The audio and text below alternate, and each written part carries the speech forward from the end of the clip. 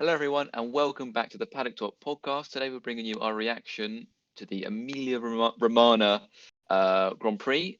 It was a really, really interesting race. It absolutely chucked it down before the start of the race, and we got a very, very interesting battle between, yet again, Max Verstappen and Lewis Hamilton. A mid-race red flag caused by George Russell and Valtteri Bottas's crash spiced things up. But I mean, the drama, the weekend already started off on a really, really good note. For qualifying, it was a great qualifying session, top three covered by under a tenth. It would have been top four if Norris's lap didn't get invalidated, with Hamilton taking his 99th pole. Then Perez with a great lap in second, and Verstappen make a mistake on his final run and ended up third. And the drama started before the race. It was about 50 minutes or so. I remember watching the build up. 50 minutes, it just started absolutely chucking it down at turn 2 and 3, and the sort of up to Tosa, the hairpin, just absolutely chucked it down. And then they went out when they're allowed out of the pit lane. We saw Alonso binned it at Tosa at the hairpin on inters. Then they were going back onto wets. We saw Stroll's brakes caught fire, and they had to change both Aston Martin's brakes, which led to Vettel starting in the pits. And then even on the formation lap, Leclerc spun. So we knew we were going to get, we knew we were going to get some action in the race, and it did. I mean, into turn one, Verstappen got a great start, got past Lewis into turn one. Lewis tried to hold around the outside and then ended up bouncing over the big sausage curves.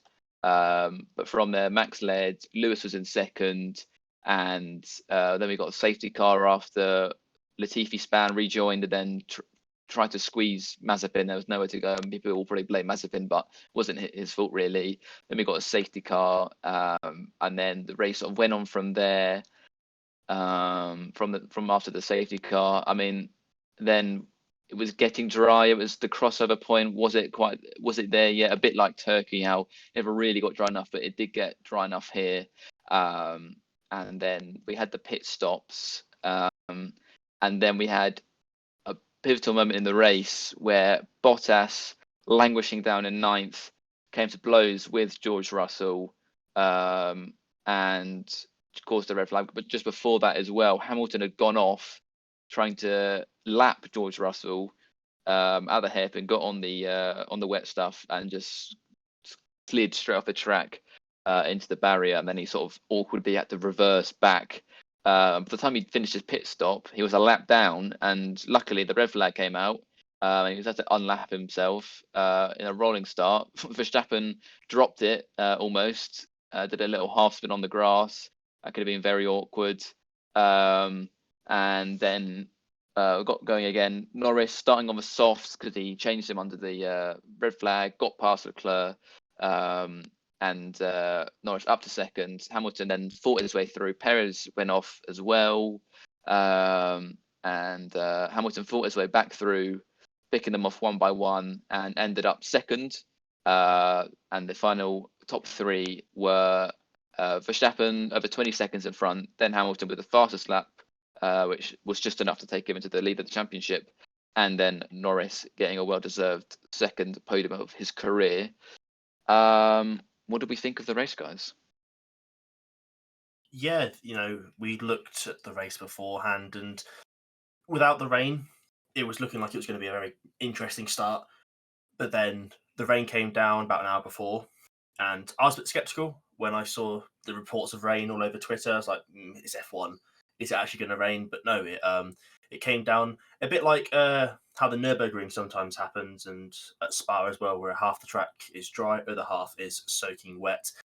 So the start was really good, really exciting. You saw 3 wide, essentially almost to turn 1, well, to turn 2 technically, and then a good side-by-side action with Lewis and Max, which unfortunately didn't go Hamilton's way. But yeah, no, I think it was more of a tense race than an action-packed race, especially when it got dry. But yeah, very good, and I think very good for the championship, the way the result has ended up. It was definitely the right result for the championship. Then at 1 point apiece go into Portimao, and it sets us up very nicely for the rest of the season. As Nat said, I think it was more kind of a tense race than like Bahrain, where the action actually happened. We're kind of teased cat and mouse between Hamilton and Verstappen out front. Hamilton's off did kind of ruin the race because once Verstappen got into the lead with those midfield cars behind him, you always had the feeling that he'd coast to the finish, and it was about whether Hamilton could climb his way through.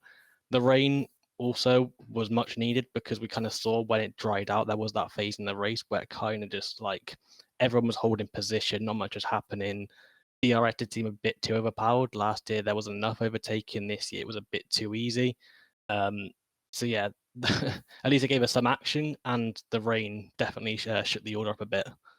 And it was a very good second race considering the nature of the Imola circuit. Yeah, and I think following on from what Taylor said there, Imola, it's a really challenging track, even in the dry. And I think just to see the drivers try Imola out in the wet, I think it's a really good spectacle to watch, really. I know it's quite a difficult track to watch for the actual racing side of things, but I think seeing those drivers tackle Imola in those greasy conditions, in those interchangeable conditions, I think it was a fantastic race. And it's quite surprising to really as well. We even saw a bit of the racing side on a track which is notorious to being quite difficult to overtake. Verstappen was exemplary with his drive, and I just think overall it was just a really good race, and I'm glad that this looks like a genuine title fight and it wasn't just Red Bull being uncharacteristically faster and Bahrain. Yeah, I think it was Taylor. You said it was. I agree with that in the sense that it was important in terms of the championship. It might not have been, as action-packed throughout as Bahrain, but in terms of the championship, it was a very, very important race for Red Bull to win. And we'll get on to Red Bull now. We have Verstappen obviously winning the race and Perez finishing down in 12th in the end. We'll do Verstappen first. So he started third, got a really good start, and once he was in the lead, never really looked like he was going to give it up. Like I said, he did almost give it up on the safety car restart, dropping into the grass. I think it's Piratello won on the exit of that. But just faultless from him and exactly what I needed to bounce back after a slightly disappointing qualifying. And Perez, I mean, P12, it's just getting into Albon territory slightly with the spin in pretty much the exact same corner, the exit of the Villeneuve chicane, as Albon did last year. Obviously much different, but he was doing all right. He was fourth up until then. He lost position to Leclerc on lap 1, and he was doing all right in fourth. Then he went off under the first safety car, I think, and it must have been Ricciardo and Gasly overtook him, and then he just sort of overtook them again, and you're not really allowed to do that. And he got a 10-second penalty for it. And yeah, ended up 12th in the end after that late spin. A bit disappointing, but I'm not really sure what. I don't want to go too harsh on him or whatever, but it is slightly underwhelming from him. But I guess it's all part of the learning experience at Red Bull. Yeah, no. Red Bull this weekend, they had a very, very good qualifying session. Second and third should have been probably first and third, maybe, but in a very good position considering where Mercedes were in pace-wise in relation to them. Then at the start of the race, I think it's the dream start, really. Perez, he had a poor getaway, but he was able to fight Lewis for a certain amount of time, which allowed Max to have that little gap on the inside. Very bold move, especially considering it was lap 1, to risk it almost going onto the grass. But yeah, faultless from Max pretty much all weekend. Class of the field today. And, even though he had his little scare on that second restart, he just commandedly went about his business for the rest of the race. Unluckily, didn't get fastest lap for the championship, which I'm not going to say he's going to be kicking himself for it, but it could be quite influential the way that the championship goes. As for his teammate, I don't know about Perez. It was great quali and a really good first stint. P4 is not bad, not great, but with where the other Mercedes were and what happened to Mercedes today, he should have been on that podium. He shouldn't have been in 12th, but it's all part of the learning curve for him in Red Bull. Yeah, Verstappen was an absolute class apart. He made one error, pretty minor compared to what some other people get up to. Like when you got a 7-time world champion going off into the barrier and ended up down in 8th or 9th. It kind of speaks volumes that Verstappen having a tiny error under the safety car is enough to kind of say he wasn't faultless. But yeah, once he was out in the lead after that second restart, you knew that he wasn't going to give that up, and he showed the pace of the Red Bull car that we should have seen in Bahrain. They had a few niggling issues there, whereas today they were on form, no issues whatsoever, and Verstappen took a well-deserved victory. Very brave at turn 1. He positioned his car perfectly. Usually it's Hamilton who's the man who is so precise in racecraft, but actually I think on this occasion Hamilton didn't recognise early enough that the chance had gone, and it was Max that just did everything he needed to and got the perfect start in second gear, and that kind of set him up for the rest of the race. As for Perez, as you said, Tom, it's a bit like an Albon race. If it was Albon that did that, we'd be severely criticising him. The one saving grace for Perez is that at least he showed on Saturday he's got some serious speed. Like, considering he's not acclimatized to that car perfectly yet, in his own words, to qualify second ahead of Verstappen, albeit with Max making an error, that's really impressive stuff. And we wouldn't have seen Albon do that in any of his 1.5 years at Red Bull. So, in terms of speed, Perez has clearly got it. It's now about delivering the race results, because today was a big opportunity for him. His goal isn't to beat Max necessarily or Hamilton. Those two are going to jostle out all season between themselves. Perez has to beat Bottas. And on a day when Bottas has had an absolute howler and is nowhere, 8th on the grid, retires from the race, whether it's through his fault or not, we'll get to that shortly. Perez qualifies P2. There's an open shot at a podium for him, considering that Hamilton and Verstappen are taking the top 2 spots. The third spot should be easily Perez's in the best car on the grid. And he's come away with 0 points. And he can't blame anybody else for it, unlike Bottas. It's all down to him.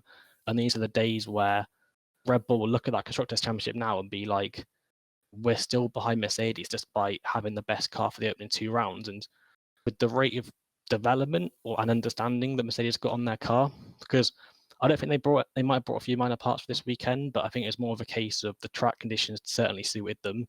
Bahrain's never been one of their strongest tracks, and that they're now understanding their car a lot better. If Mercedes continue on that level of progression, Red Bull's advantage won't be arguably this big for as long. So the fact they're behind Mercedes at this point is could be bad news for them, and it's definitely damning on Perez that they're not ahead of Mercedes right now. So he's got the pace, but he needs to start delivering results, because otherwise his future at Red Bull, even this early, could be looking bleak. Yeah, I 100% agree with you on that one. I think going back to Verstappen, I'd say Verstappen did an absolutely fantastic drive, and he really does seem to be shaking off that sort of myth. I've noticed in recent races, I feel like he's shaking off that myth where people believe he only really wins races where there's been a bit of chaos and drivers out of position. But in this race, he had a great start off the line using the second gear, got right past Perez and Hamilton into turn 1. And then from there, it was a pretty much a flawless drive to victory. Apart from, obviously, as you mentioned, the slight mini spin, or half spin, should I say, right before the safety car restart. But apart from that, Verstappen, flawless drive, and it's just what he needs for his confidence to know that he can challenge Hamilton this season, hopefully for as long as the season comes. Moving over to Perez, I'd say it was a bit of a yo-yo, if anything, I'd say. 1 minute he's up there battling Leclerc and Sainz, and then the next minute he's down in the pits with a stop-go penalty, and then he's up again, and then he's down again. And I think the good thing for Perez out this weekend is that, as you said, Taylor, he's shown his speed on Saturday. By coming second, that was a massive statement of intent there. And I think he'll be really kicking himself that he didn't manage to at least get a podium from today's race. I think it will come over time. He's getting there with the car, and I think it was just a little bit of hot-headedness and just a cheap rookie error, really, that cost him big time. But I think over time, Perez is going to come good, and hopefully he can deliver the support Red Bull need to really give Mercedes a challenge in this Constructors. As I said, they really should have took the lead of the Constructors today.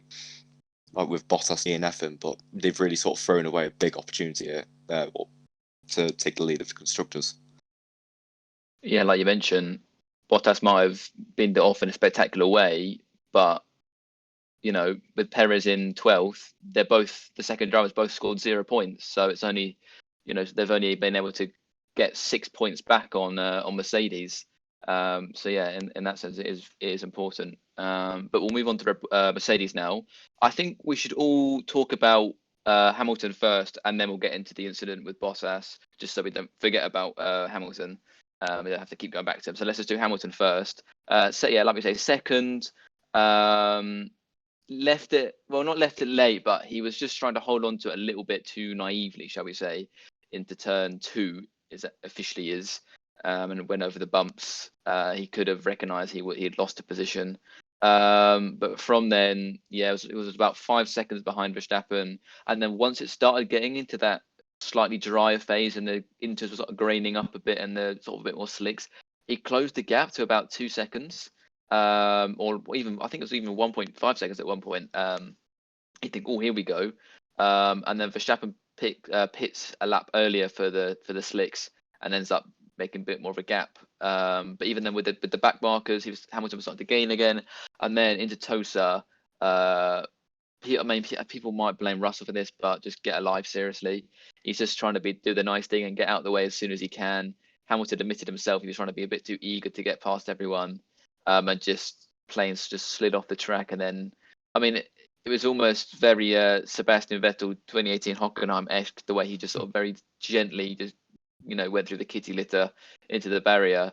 Apart from Hamilton, in a very just weird way, just sort of reversed out. And I found that a bit strange, but I guess it was the smart thing to do because he could have got beached if he tried to spin the rear wheels up. But yeah, was 9th and a lap down, and you think, oh god, he's really stuffed it here. But then gets the red flag, unlaps himself, and comes back through with the DRS. He gained a position on Raikkonen because Raikkonen actually spun out when all the lapped cars were going round. So he gained a position off that, and then Tsunoda binned it as well. So he made it a bit easy. And I think, Taylor, you coined this phrase, even when Hamilton is unlucky, he still finds luck. Even when, he has these terrible things, or, he gets a dodgy penalty or he makes a mistake, he still finds a way to turn it not into his favour, because obviously he's now down, but he's just finds a way to make so he can get something out of it. And yeah, I mean, fair enough. Yep, second. And I think it was Ted Kravitz who said this. I think he said the Mercedes probably was the quickest car in the race. I mean, Hamilton had the fastest lap. I'm not sure what the times was exactly, but he had it by a mile apparently. And at least for now, Red Bull are quickest in quali, but in the race, it definitely is even. And Hamilton, I'm not sure if he would have overtaken him if everything, went to plan, because it's very hard to overtake. But that Mercedes still does have a lot of pace. And I'm sure we'll get into the second car in a sec. But let's just do Hamilton for now. What did you guys make of Hamilton's race? Yeah, for me, Lewis was, he was biding his time, I think, a bit behind Max at the start of the race. The little bit of coming together at turn 2, there's nothing you can do there. That's just good, fair racing. It's lap 1, wet track, whatever. For the rest of that first phase of the race, that damage that Lewis had affected him, because it essentially made that his front wing was lopsided a little bit with the way the end plate had sheared off, essentially. But he was doing, I think, still a stellar job, because we've seen how end plate can affect a car in the wet conditions, like Stroll in Turkey last year. But he was just sitting behind Max. They were extending the gap to Leclerc and the rest of the midfield, so they were essentially in a world of their own. And as you said, as soon as the tread started getting to a certain point and the track dried to a certain point, Lewis got into his element. He got into his groove, and he was able to close that gap.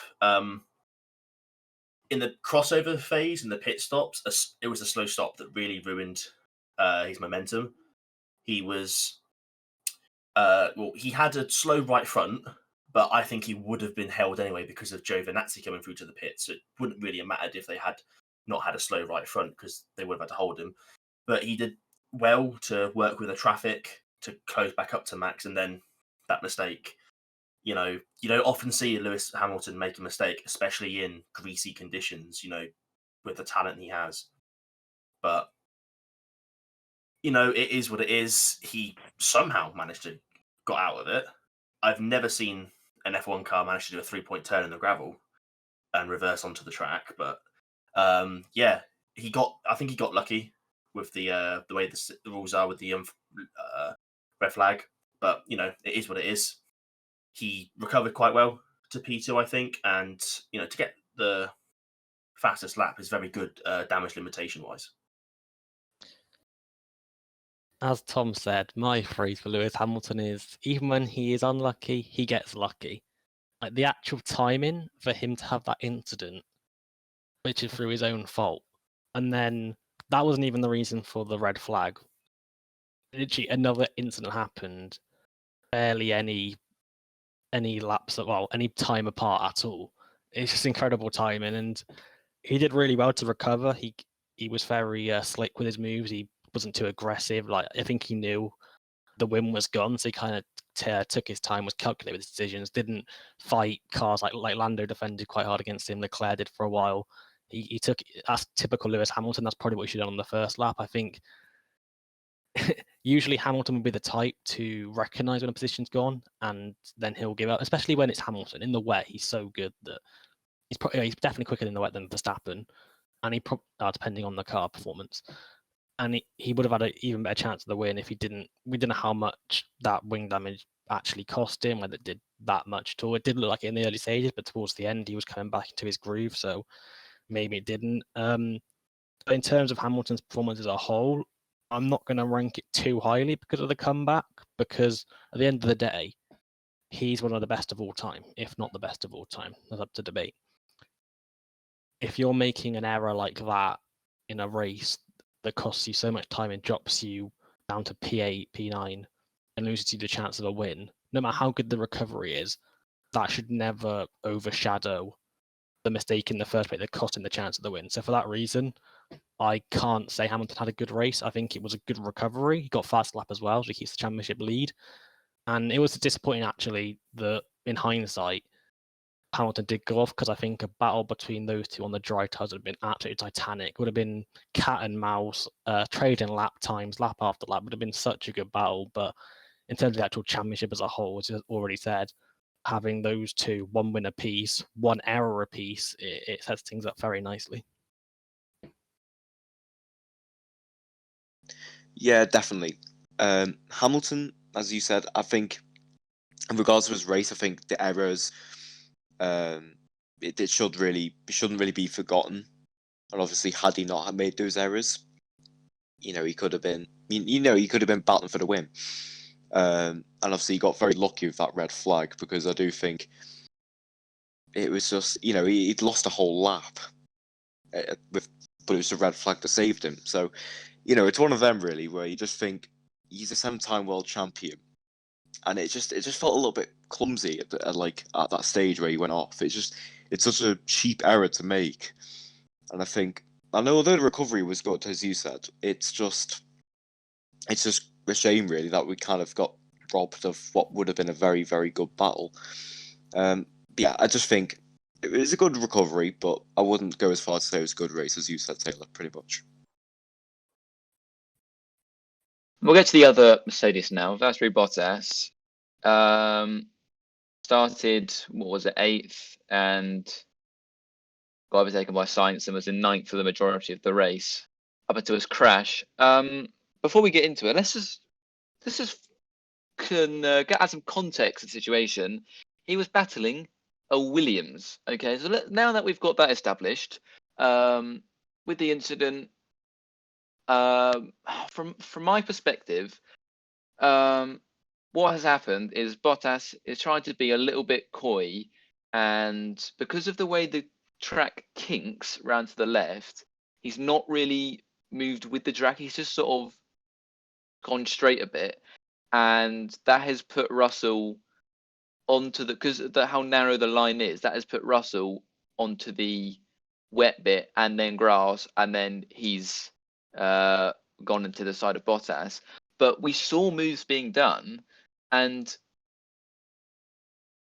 because of the wet line and the dry line, if you're defending, you're on the wet stuff because it's offline, and so you either take the defensive line and hope you can have enough of the inside, or you let them through the inside and hopefully they can't stop enough. And what Bottas, he tried to sort of have it both ways. He sort of pushed him right up against the line. And if you see from Kimi's onboard, you can see that he just doesn't really turn, just sort of keeps on going straight and straight, and then suddenly jinks left when you realise I might have pushed him a little bit too much there. And people saying, "Oh, we didn't see him." He definitely saw him. And people saying, "Oh, Russell should have backed out the move." There's no way Russell would have backed out of the move. It's not like, Bottas had completely blocked the line. He'd allowed him to go alongside him and then squeezed him off, or not squeezed him off, but just didn't show him enough respect, like Russell was saying. I don't think it was as bad as Russell was making out, but that's understandable. Russell's very, very pissed off, calling him a prick and bumping him on the side of the halo, yeah, I mean, it's just, as well, these two drivers as well, I just think it's great discourse. These two drivers getting involved in an accident. Russell potentially taking his seat. And I mean, Russell was quite fiery in his interview as well, saying that, Bottas would have, he's treated me different to any other driver. And I just, but when you just think of it again, it's just unnecessary. That's just the word that springs to mind. It's just completely unnecessary for Bottas to try and do that maneuver. And Russell, yeah, it's really easier from the outside to blame him because he's the one that went into the side of Bottas, but moves were being done there and everyone else was fine. So Bottas was trying to be a little bit cheeky and try and take too much of the racing line or take too much of the dry line. And yeah, I mean, it's just, and again, people say, "Oh, Russell, he's bottled enough points," but he was 10th comfortably and battling a Mercedes. So it's just another check on the Bottas's list of embarrassments. And it's just unbelievable, really. I mean, what do you guys make of the incident? Yeah, I mean, like, taking the incident out, as you said, he's battling a Williams in a Mercedes. That shouldn't be happening at all. He should not be in that position, no matter what. That car is probably the best on the grid. It's probably, take out said, probably the best in the grid. And he's battling an upgraded steam engine. That's what that Williams is compared to the Mercedes. He has no right to be there, and he's underperforming consistently like this. And then you look at the actual incident. I mean, when I first saw it, I was trying to take a bit of a diplomatic approach to it, and Bottas's view was quite bad because it was a nose cam for some reason. But you see Russell's one, and I think the way that the camera is, it over exaggerates the space a little bit because, as you've said, Tom, he's trying to go against the contour of the track. He's trying to go straight and then do a little late move over to the left, and that will then be like, oh, Russell will back out or wouldn't be in an optimal position for the braking zone. But you look at Raikkonen's onboard, the gap's there for Russell to go there. He's well entitled to go to that position. And then Bottas just comes across. He doesn't touch him off, but he forces him off enough. And because of the conditions, wet grass is slippery no matter what. White lines in motorsport, when they're wet, they are some of the worst things ever to go across, especially on dry tyres. Russell was a passenger at that point. There's no way he's saving that car at all. And he's gone off. The accident it's a huge accident, a hefty wank for Bottas and for Russell. So thankfully they both got out of it. It's a testament to how good the cars are and their safety. But I think it's 55, 60, 40 type thing in blame of Bottas because his defensive manoeuvre is the reason why it's gone off. If he doesn't do that, they're side by side doing to the braking zone, then he can just brake a little bit later and try and force Russell onto the sketchy stuff and maybe get him to go off onto the grass or something, and no contact is made. Life's good. But instead, he's decided to do that move, which is it's a tiny move. It's not like he just smacks him off the track. It's a tiny move, but it's enough to unsettle the balance of Russell's car, put him onto that bit of wet patch, and the revs have gone through the roof. You hear it on his onboard. He can't save it. It's stupid from Bottas. It's really, really stupid, especially with everything that's going on. It's just, his seat is in question anyway. This isn't going to help him at all. Yeah, I've not really got a lot to say. I think you two pretty much covered all the bases on that incident. It was a racing incident as the viewers came to conclusion, 60-40, whichever way you want to pin it. Bottas defended fairly aggressively. Can understand why, considering like he's protecting his position. Russell might have been tad too ambitious. Who knows? It's all up for debate. It doesn't change much. Both drivers walked away okay, thankfully. And yeah, they didn't impact the result, bar them both crashing out. And Russell's Imola curse continues, as we'll get on to Williams later. The main thing with Bottas is a solid race in Bahrain. Chance to, and he was going well in practice, and you thought, okay, he could really put the cat amongst the pigeons here and fight with Max. Pole last year as well. Got pole last year. Yeah. Good form on the track. He's good around here. And you think, you're right, here he comes. This is Bottas. 4.0, whatever number he's on now. Porridge 8. boss loaded. Crosses the line. P8. I mean, What a job. That was bad enough. Yeah. He's on decaf That was bad coffee enough. this year. But then the minute Bottas got to the track, looked up at the sky and saw the heavens coming down, I bet he knew in his own mind, I'm not getting points today. I've genuinely never seen him perform well in the wet. Hockenheim 2019. According to a Turkey certain Twitter 2020. account, he's an incredible wet weather driver. We all know this. Oh, yeah. Undoubtedly. One of the Yeah. greatest of his generation. Yeah. Yeah. I mean, I said I didn't post this, but I said it to a few people. I think he's going to lose 2 places at the start and be in P10, and he was. And then he was, instead of actually we saw Hamilton, albeit in the dry, so a bit easier, carved his way through the field, put in some moves on the McLarens who were quick down the straights. Then we have Bottas. I look at the timing screen, lap 20, still behind Lance Stroll in P9. I mean, that's bad enough that he literally made like Monza last year. He made no. It's a recurring theme. It's a recurring theme with him. But then Hamilton can make it through. But then he's just ahead of Russell, and you're thinking, right, Russell. I remember at one stage looking again at the timing tower. Russell, I think it's when Russell was in 10th or 11th. It was one of the two. He's like midfield pack. He was 5 seconds off that main midfield group ahead of like Stroll and stuff and Bottas, and so clearly Williams, that's their max potential. They're not going to go much further than there. And you're thinking, surely Bottas isn't going to fall into like Russell's wake. And lo and behold, he does. So forgetting the incident, Valtteri Bottas in the Mercedes, 7-time world champion, equal best car this year probably, or going to be the equal best car this year, fighting Williams in Class C. Only not at the back because Haas have dropped an absolute clanger with this year's car. And here's Bottas, not only fighting for position, having to entail in a crash because he might get overtaken by said Williams.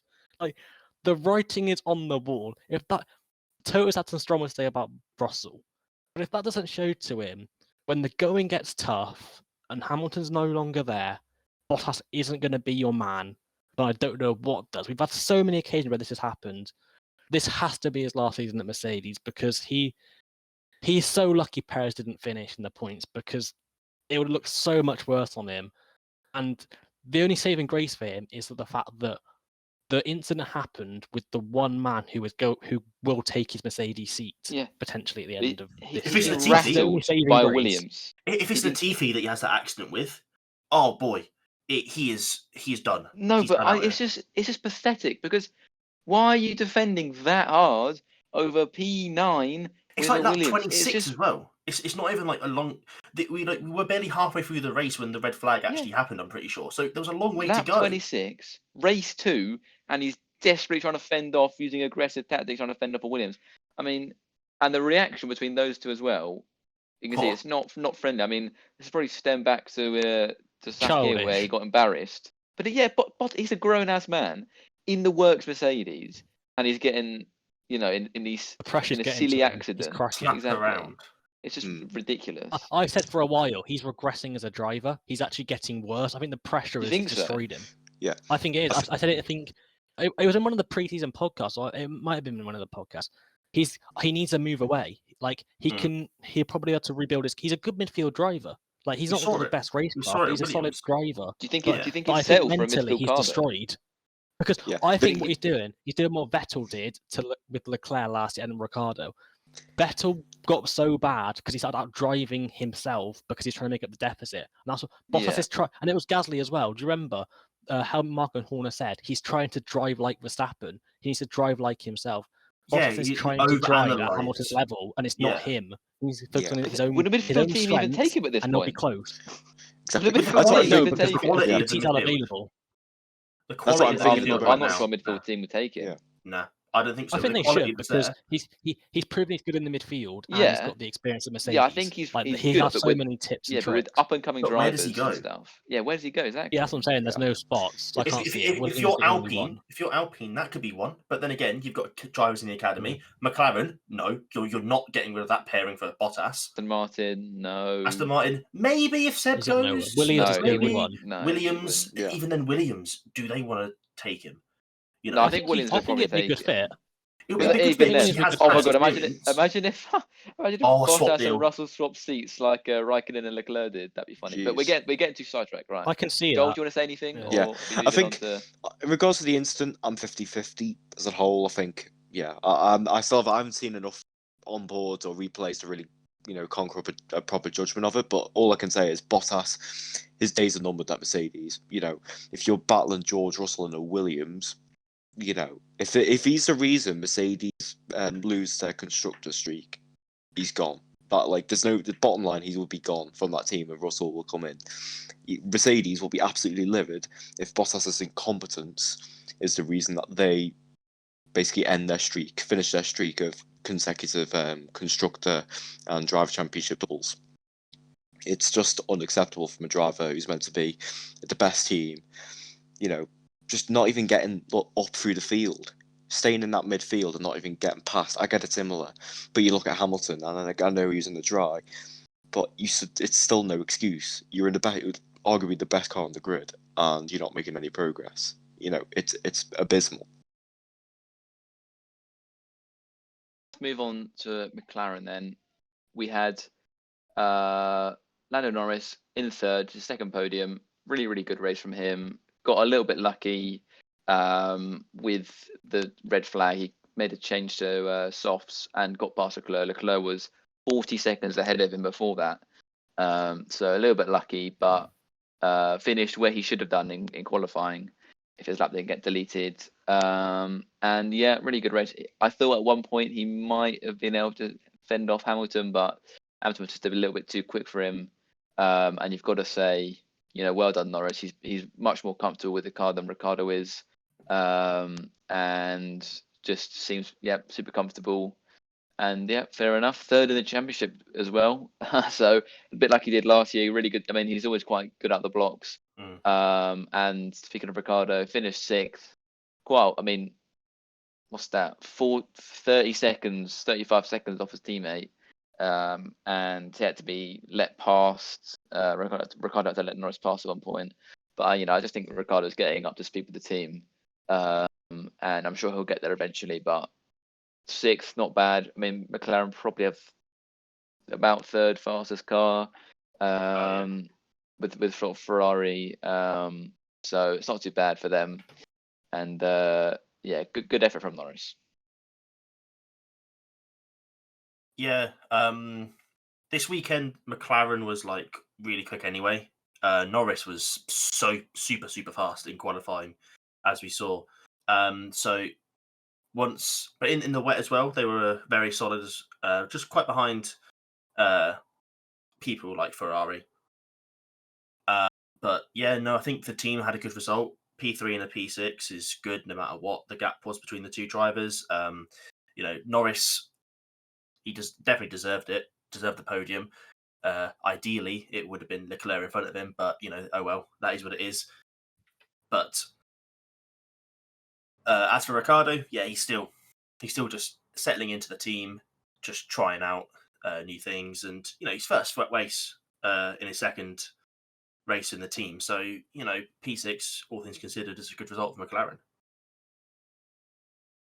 Yeah, Norris is on it all weekend. He had Ricciardo covered pretty convincingly. Was unlucky in qualifying, but then come race day, didn't put a wheel wrong. McLaren, I say McLaren, like Norris's pace got him into the position to profit, but McLaren strategic team won them the podium. It was an absolute masterclass or masterstroke, putting Norris on the softs, because they're better to fire up in cold conditions early on.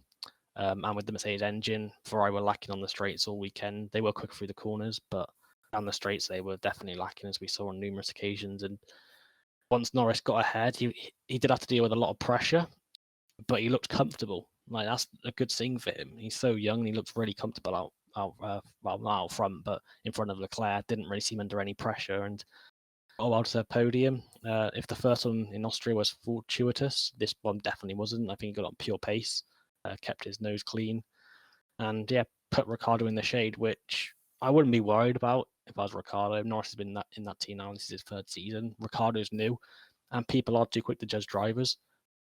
Ricciardo, Vettel, Perez, Sainz, all these new drivers at teams, Alonso, they've not signed one-season deals. They're multi-year deals. Like we saw Ricciardo at Renault, he took a year to adapt. Like even the best take time to adapt. It's just. But he was still Ricciardo's very good at Renault in that first season. Yeah. It's just but Norris's pace is genuinely underrated, and yeah, we've seen in the past few seasons he's really quick. He's just got to keep this up now, because his drop off last season was really severe. Less noticeable than 2019, though, I think, last year. Yeah, and he's so young as well, so he's got time to improve. He's improving, so, yeah. It's like he's definitely one of the stars of the future. It's just how big his potential is, because it's so hard to judge when people judge him a lot on his F2 year, which is the only junior year I believe he didn't win a title. So he kind of got unfortunate at the timing. But yeah, he's definitely a talent, and he's going to give Ricciardo a real strong run for his money if Ricciardo didn't know that already. Yeah, I think Norris this time around, he does deserve his podium. Maybe a little bit lucky with the red flag, because I think Leclerc really should have really been his podium, but still nonetheless a really good drive from Norris. It's now just a case of whether he can keep this momentum that he's built, that's put him P3 in a championship, and see if he can keep that momentum up and kind of keep on delivering really high-end points finishes, maybe even another podium or two later down the line in the season. Moving on to Ricciardo, yeah, as you said, he's still gelling into the team. It's easy to forget that they've only had 1.5 days each for testing. This obviously makes a huge difference compared to previous seasons. I think once Ricciardo's up to speed, he's going to be really on it. If you look at, the speed of McLaren today, if this is like a Ricciardo that's not adapted to the team fully yet, imagine the Ricciardo that we're going to see when he is fully adapted into the team. So it does quite excite me, really, of how Ricciardo's going to get on further down the line. But still, it was P6 in the end for him, and I think you can't really complain about that. A P6 and your second race, 2-point finishes from 2 races. It's a really strong start for someone who's meant to be gelling into a team. Yep, and at Ferrari, they had a very, very good race. One of their home races. Leclerc 4th, Sainz 5th. Leclerc up to 3rd on the first lap. Like we were saying, I think he'd be a little bit disappointed he didn't manage to get the podium, because he was 2nd and 40 seconds ahead of Norris behind him. So pretty far, a little bit hard done by. Norris mugged him on the start on those softer tyres. But still 4th and 5th, really, really solid for Ferrari. Sainz, good recovery race, had some serious speed at points, but then kept on making mistakes in the first stint. But I think Sainz will be very, very happy with that team. It was only a second and a half behind Leclerc in the end. And I think that's really, really good for his confidence. First time in the wet in that car. So fourth and fifth. Yeah, that's a really, really sort of weekend for Ferrari. Yeah, you can't really. Ferrari's quite. The standards are so high, as we know. But for Leclerc, he was stellar throughout that first stint. And he gapped the rest of the midfield quite comprehensively, even caught up to the leaders at one point, brought that gap down to almost under, I think, about 10 seconds.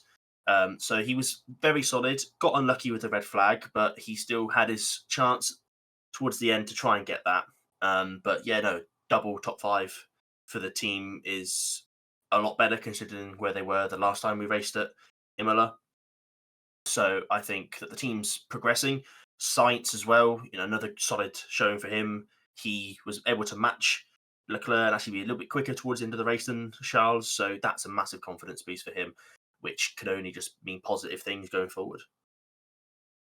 Ferrari were really, really strong this weekend. Norris said that in the corners, Ferrari were stronger than literally every single corner. It's just the straights, which is to be expected with how close the other 3 power unit manufacturers are. Ferrari were never, I don't think, going to bridge the entire gap. So the fact that they're at least somewhat competitive, like last year, they were getting breeze past, whereas this year they can put up at least a bit of a fight, albeit they're still pretty weak in that area. Leclerc, for me, probably I'd say driver of the day in terms of he has really, really good pace. As Tom said, he was 30, 40 seconds ahead of Norris before the red flag.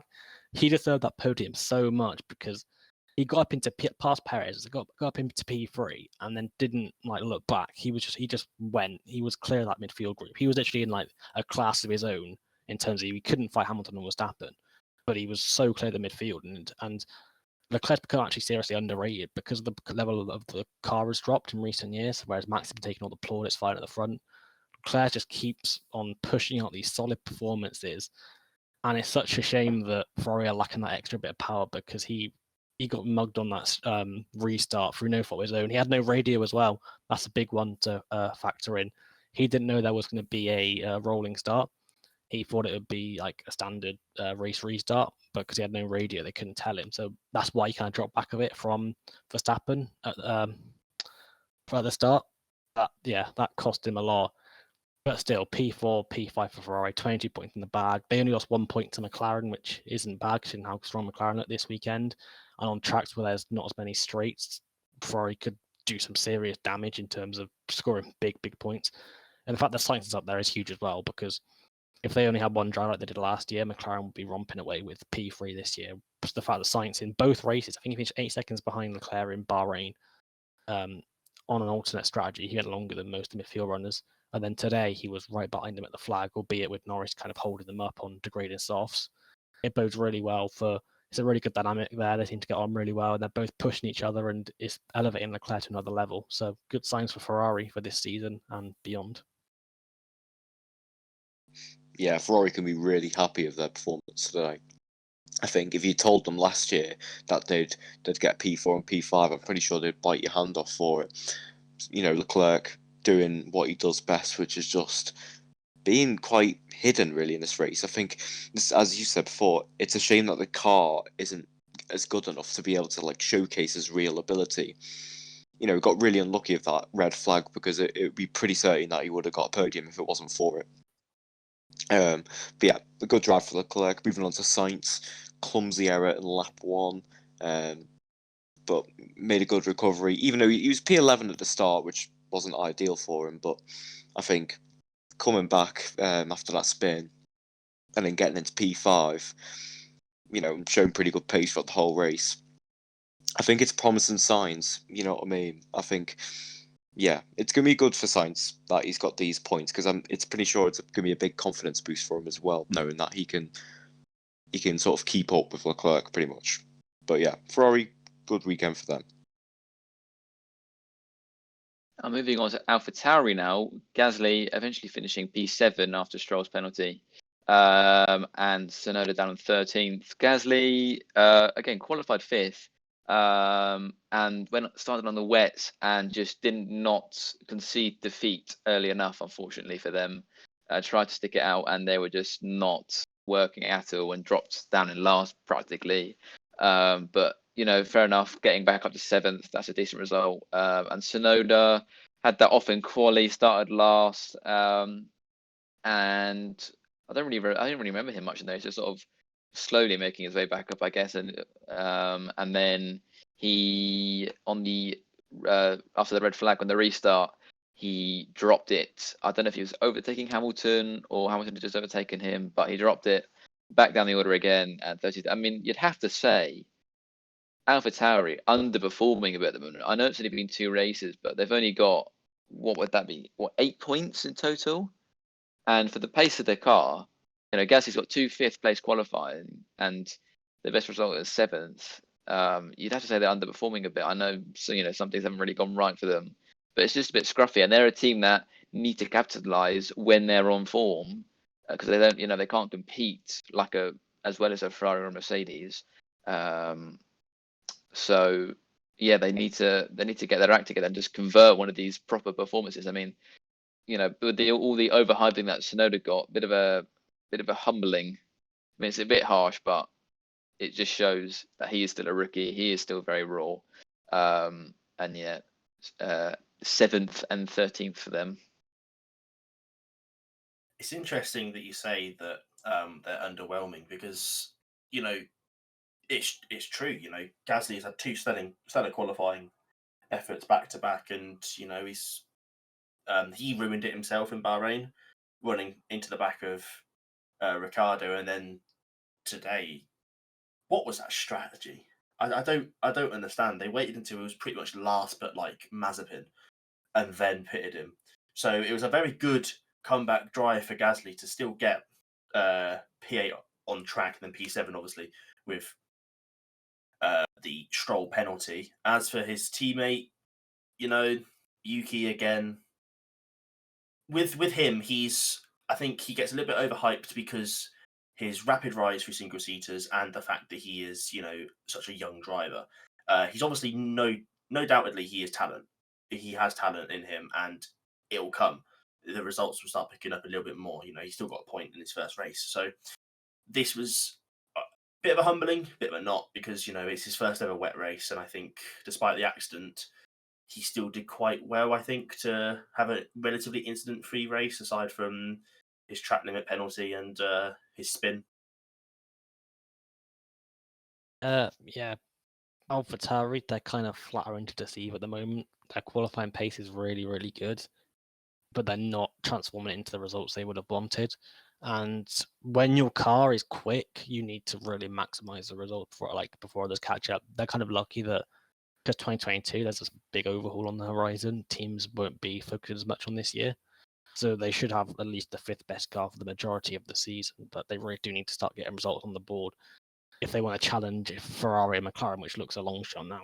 Gasly went under the radar massively. He, through no fault of his own, he got real screwed out of potentially. He could have beat P5 for the podium with Gasly and Leclerc. You never Norris and Leclerc. You never know what could have happened. That's all if buts maybes.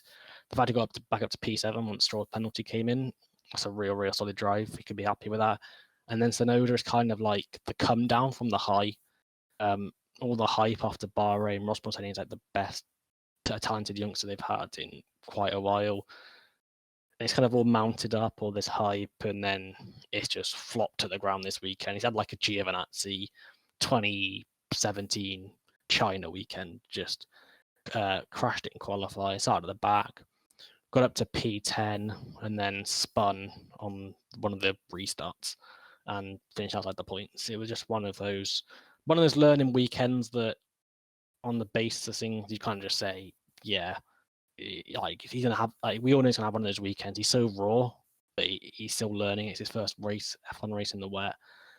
Then when he's got so much expectation, when he's got so much expectation placed on him, this is when the criticism comes in, and that's why comments for someone like Ross Brawn, who's so knowledgeable and so intelligent, to come up with opinions like that, it doesn't help anyone. It doesn't help Tsunoda. I don't think he would want that kind of hype.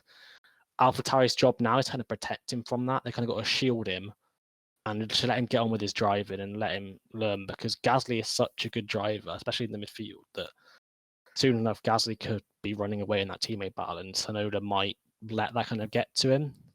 I mean, I'm not sure if he's the type of character for that to happen to, but yeah, You don't know. just people need to calm their expectations with him, let him get on with his stuff, focus on the real talents of today. Leclerc, Verstappen, they've proven themselves, they're in good machinery, and then just let Tsunoda develop, and like Mick Schumacher, just let them take their time, and yeah, don't put too much expectation on either of them. Yeah, it's becoming a bit like a broken record for AlphaTauri so far.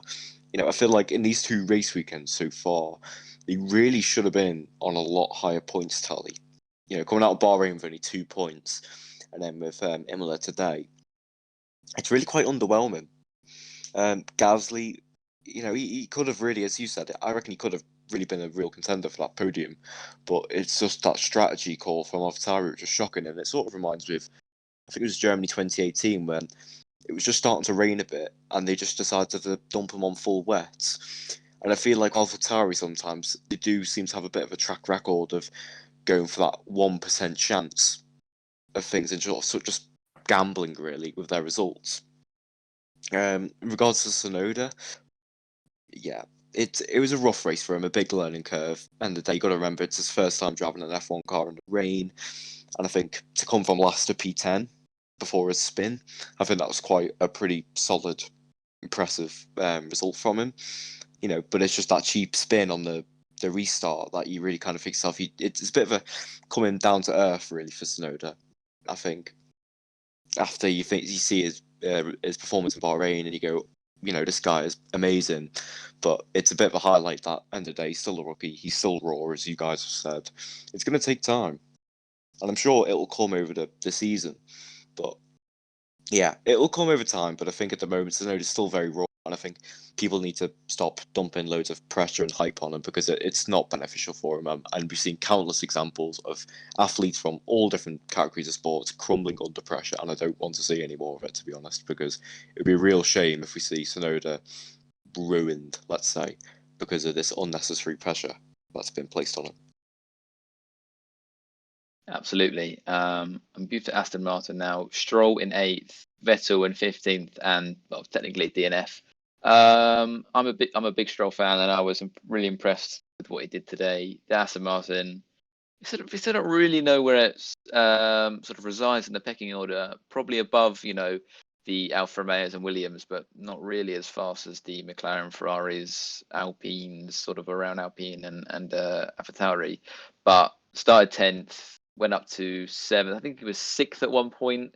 Finished 7th on the road, but when he overtook Gasly, when Gasly was holding everyone up, I think he just went, you know what, I'm probably going to make this time back even if I do cut the corner and get a 5-second penalty. But yeah, 8th is not too bad for Aston Martin. Seeming maybe getting on top of the issues a little bit more. We saw that they're trying to this weekend. Yeah, they brought some upgrades, and now they're trying to say that they're going to get the rules overturned, but that's not going to happen. I don't really know why they're doing that. They're the sort of, I mean, they can't really complain because they benefited so much from copying the Mercedes, and now it's, just happened to hurt them a little bit.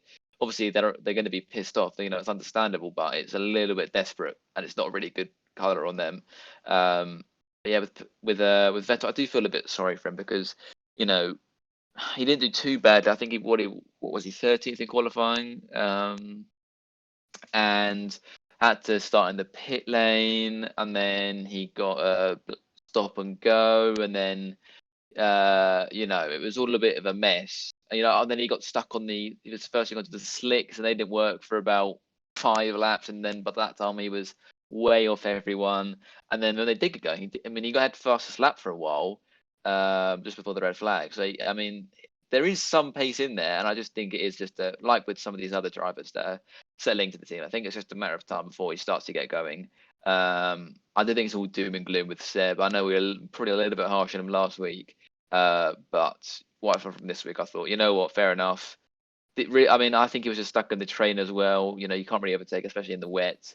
We saw Perez as well. When Perez, after Perez's spin, he was P12, but there was like a huge DRS train from you just couldn't down. overtake. You couldn't pass. Yeah. No. So I think, when a little bit later on in the season for Seb, And I think it'll be okay for Seb in there. I think it'll be okay. But yeah, not too bad, I guess, for Aston Martin. They're still getting points. Yeah, I mean, Aston Martin, they've underperformed from the hype that was put around them. I think a bit of a false bit of hype, just because of the branding and Vettel. But I think first couple of races to end this little leg with a couple of points finishes is a bit more than they were expecting, especially when they saw just how much of an issue they had with pace with the car.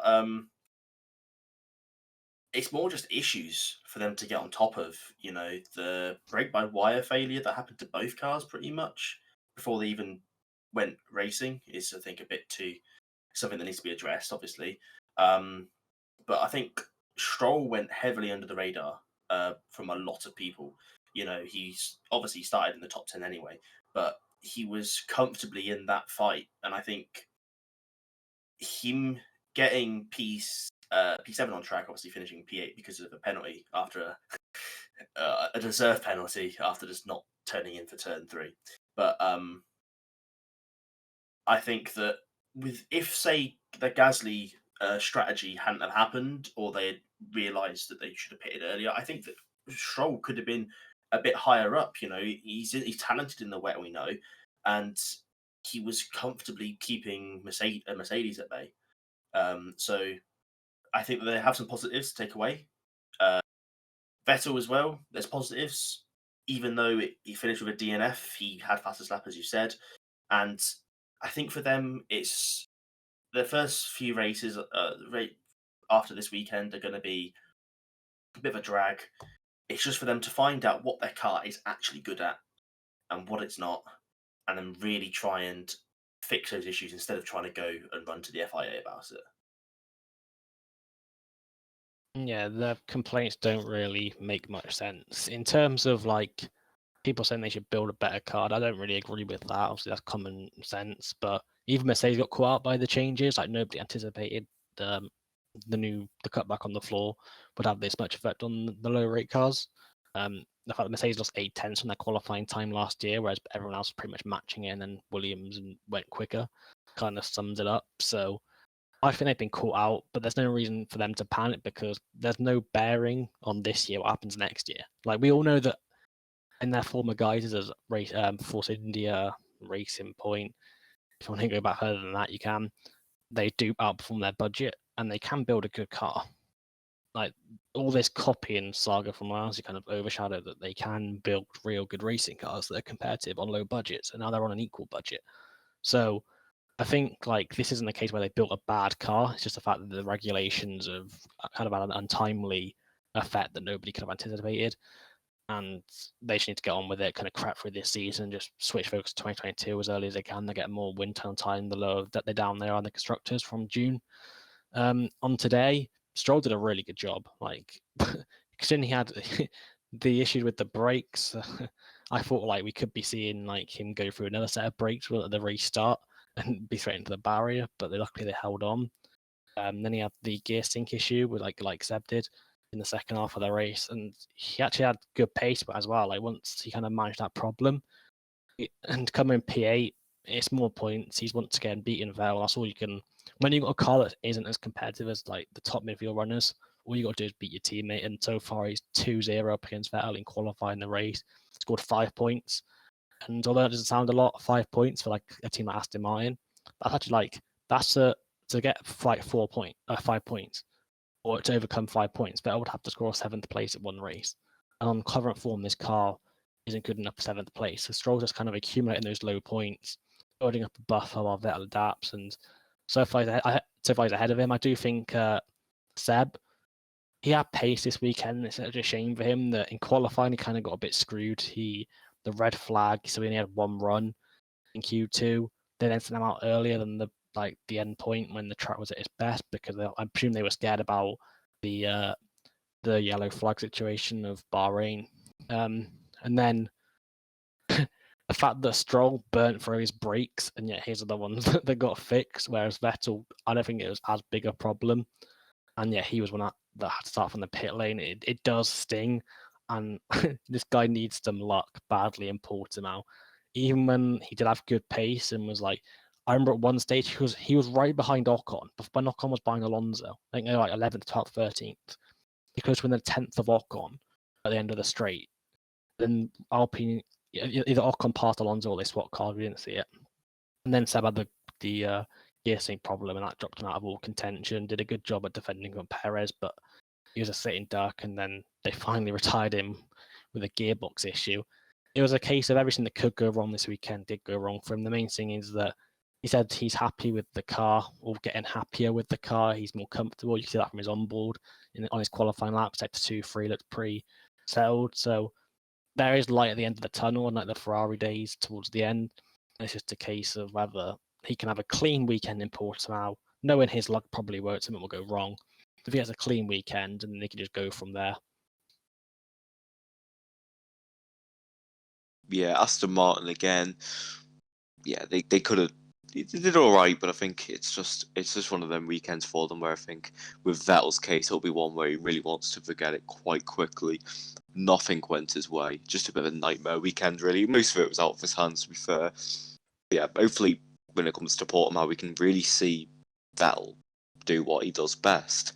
And it's a shame, really, because in these 2 races he's had so far, he hasn't actually had a chance to really be able to, there's always been a underlying factor that sort of ruined his race or affected his pace and so on. So I really hope Portimao, all the bad luck he's had, it's gone out of the way, and Portimao's going to be a bit of a clean slate for him to improve.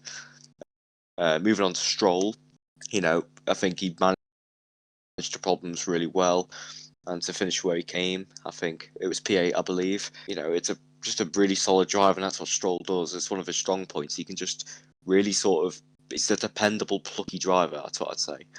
And he can really sort of just string out consistency every so often.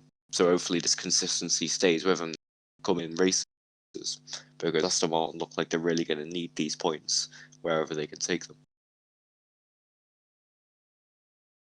Yeah, if AlphaTauri are under-delivering, Aston Martin probably overperforming a little bit at the moment. But we'll move to Alpine, and another team you'd have to say underperforming a bit. They weren't really anywhere in the race. Ocon did qualify P9, but started on the wets, and unlike Gasly, immediately took them off for inters because you realised it was too dry for the full wets, and it just sort of recovered from there. But I mean, Alonso, you think, all of his experience, and he was nowhere. I mean, he binned it on the formation lap, or on the way to the grid, even, in the install laps, and then he binned it when Russell and Bottas had his crashes. The camera just suddenly panned to him in the grass spinning, and then I think he went straight on at the restart as well. I mean, it was pretty scruffy, and he's walked away with the point somehow.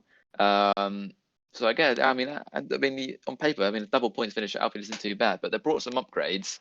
It's not really worked the way that I would have thought. I mean, there's not really too much to say on them.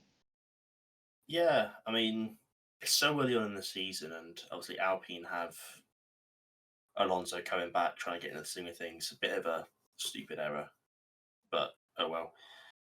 They happen from him.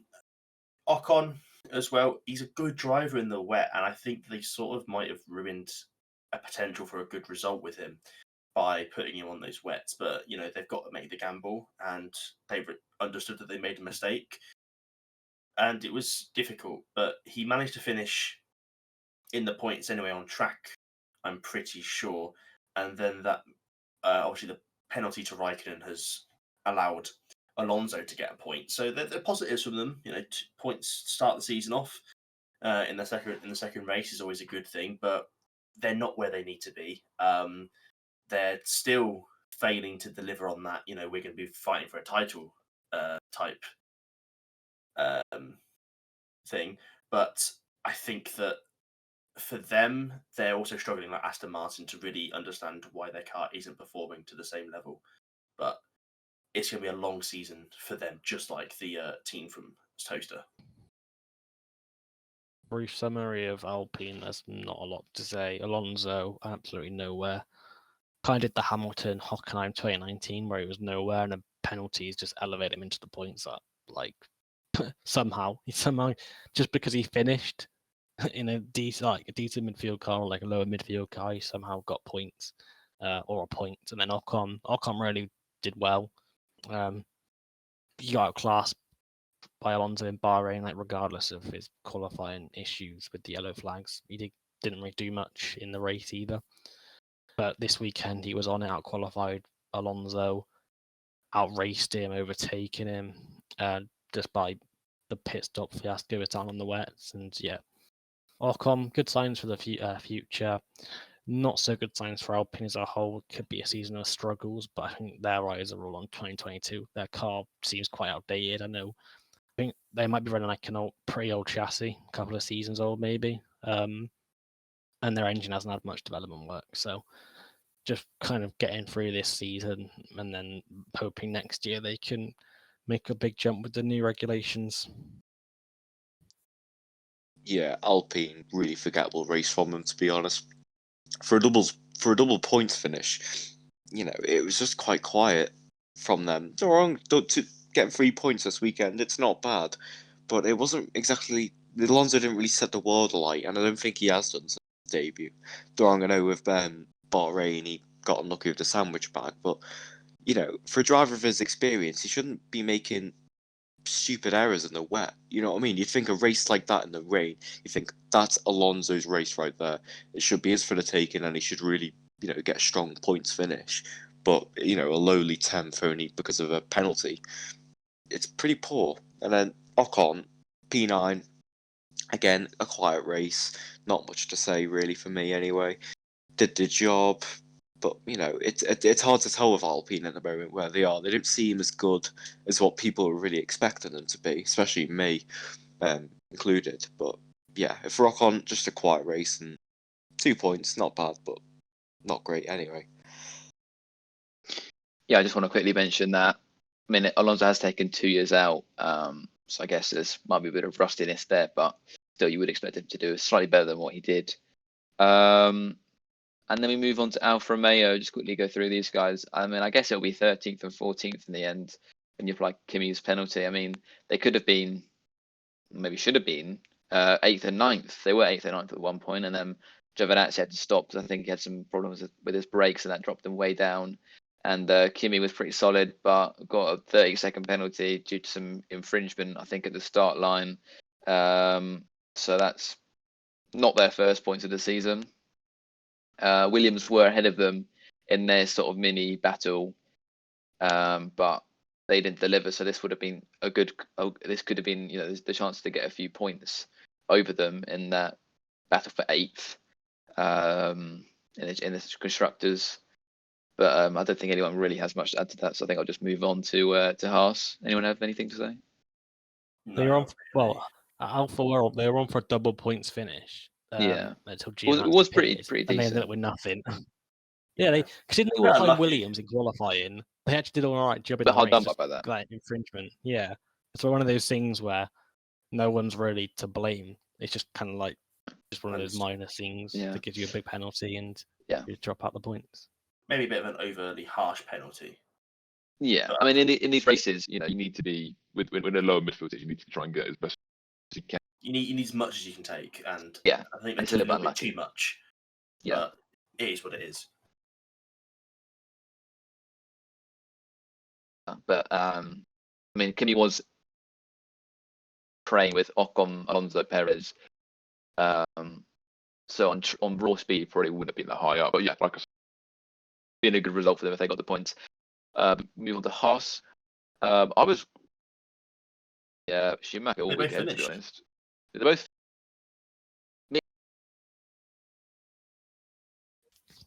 I don't know what I don't know why everyone started doing that all of a sudden.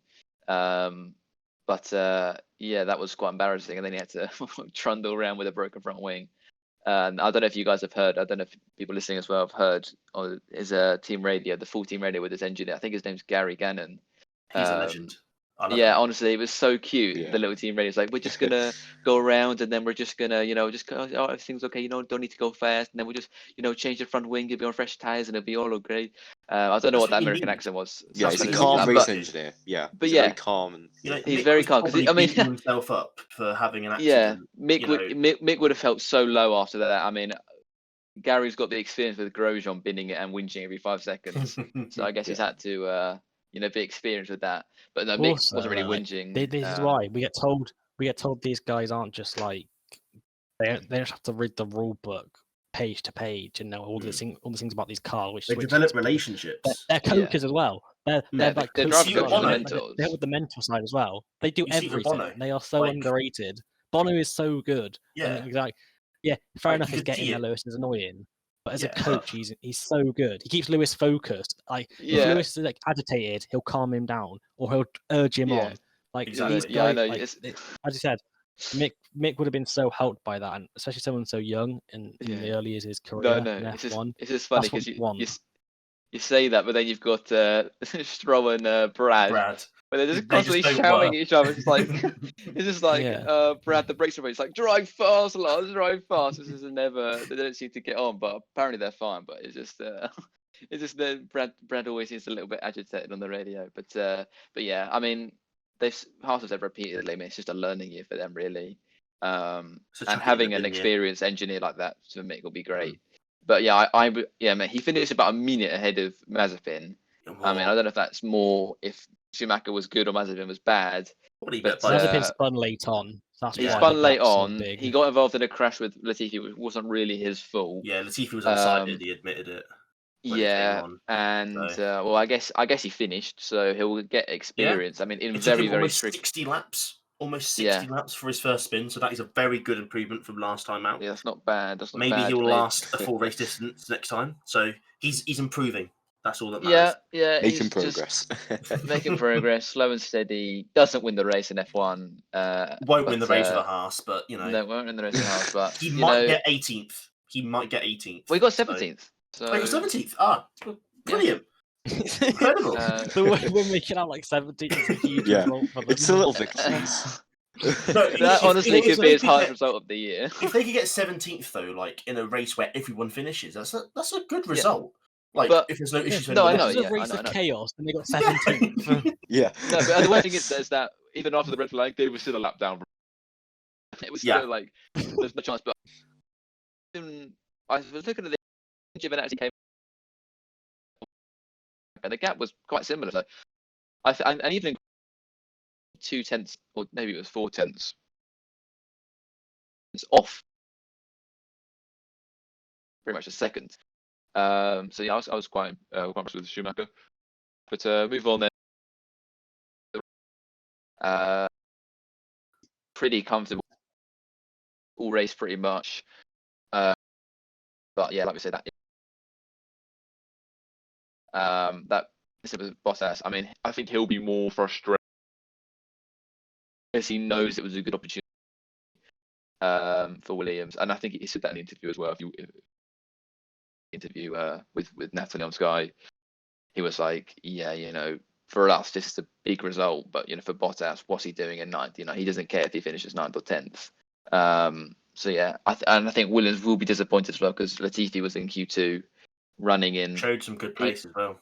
I think he was 12th before he spun on the first down at Akron in Raleigh. He had a good start. They both had good. They both had good starts, and he just spun and then binned it. Comical. So I think a little bit. Yeah, I think they'll both be a bit disappointed. Yeah. I think as well with Russell's one, something I've noticed, especially on like social media, is because everyone's so desperate for him and Williams to get a point because of the talent that Russell is and how hard the hardships of Williams have gone, is that they make everything a lot more over dramatic than what it actually is and over exaggerate with him so-called like bottling results. Like today wasn't a bottle. He was comfortably there on pace alone, and an incident which maybe his fault, most likely Bottas's fault, was took it. But you look at other things in the past as well. It's like he's never actually bottled anything because you need to apply context to everything. You can't just look at the results and go, he was 11th at one point.